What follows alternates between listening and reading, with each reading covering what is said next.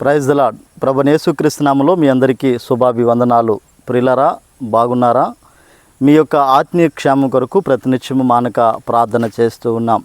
మీరు కూడా ప్రతిరోజు ప్రభుతో సహవాసం కలిగి ఉండాలని, ప్రతినిత్యము దేవుని సన్నిధి వెతకాలని ప్రభు పేరట తెలియపరుస్తూ ఉన్నాను. దేవుని వాక్యము మనని ఎంతగానో ధైర్యపరుస్తుంది. దేవుని వాక్యము మనకి జ్ఞానమును బోధిస్తుంది.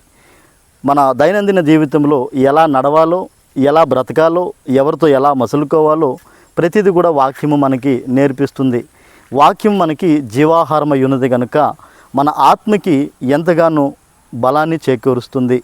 వాక్యముతో ఎవరు సహవాసం కలిగి ఉంటారో వారు ఈ లోకములో పాపమునకు దూరంగా బ్రతకగలుగుతారు. ఎందుకంటే దేవుని వాక్యము పరిశుద్ధమైనది కనుక ప్రతినిత్యము మనం నడవాల్సినటువంటి మార్గంలో నడిపిస్తుంది. నీ వాక్యము నా పాదములకు దీపమునై ఉన్నదని దావీదు భక్తుడు మాట్లాడుతాడు కదా.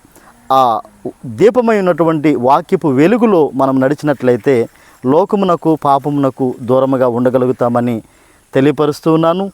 ప్రతినిత్యము దేవుని సన్నిధిని వెతకండి, వాక్యాన్ని చదవండి, ప్రార్థనా జీవితం కలిగి ఉండండి.